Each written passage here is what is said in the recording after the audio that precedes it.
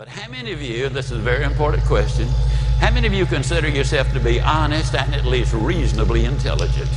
May I see your hands, please? How many of you honest, intelligent people, as a general rule, get about twice as much work done on the day before you go on vacation?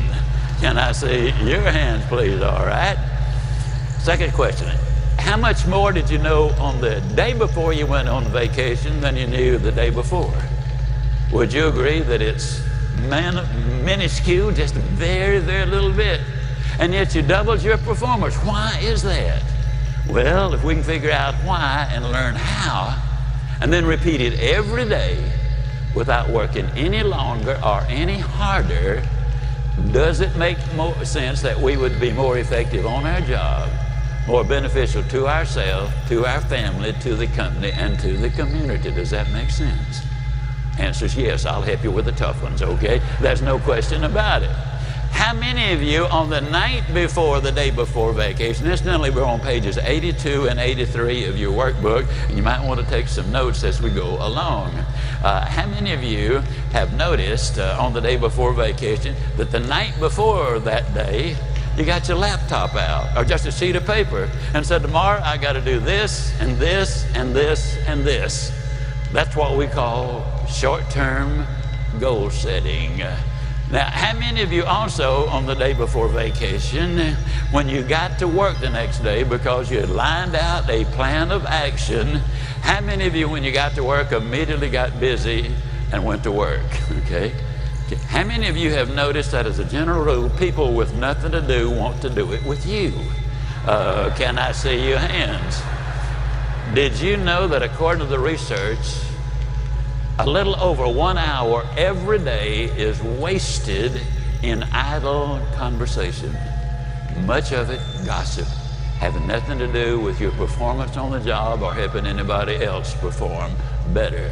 On a typical day, how many times do we see people walking around, you know, and somebody says, I want to ask you a question. It won't take but a minute. And somebody else says, wait, I just have another question myself. It'll take about 2 minutes.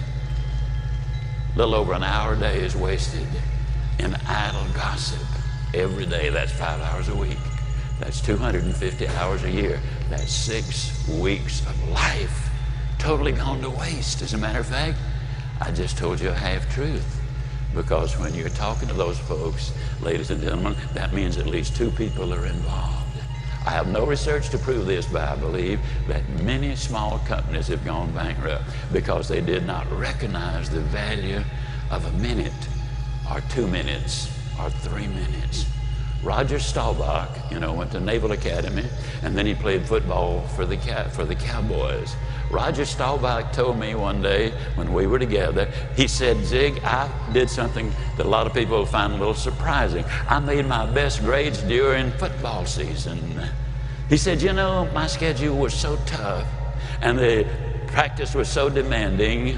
When I finished the practice every day, he said, I immediately took a shower, immediately got into my books. I recognized it's not lack of time that we suffer from. It's lack of direction and commitment in our lives. A minute can be enormously important depending entirely on which side of the bathroom door you're standing on. So when we start taking care of our minutes, now you know earthquakes and hurricanes get all the publicity, but did you know that termites do more damage than both of them? And they take such little bitty bites, but there's so many of them, and they keep on biting and biting and biting. Little things done on a daily basis as a habit will make all the difference in the world.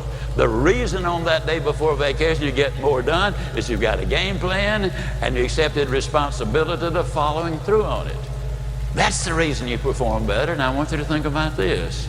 If planning one day of your life can make such a radical difference in that day, what a difference a game plan for life would make. Now what I'm really talking about is attitude. Attitude involves everything that we do. And I'm also, ladies and gentlemen, want to tell you what the healthiest attitude of all is. It's the attitude of gratitude. Psychologically speaking, Dr. Frank Menrith of the world-renowned Menrith Clinic says the more you express gratitude for what you have,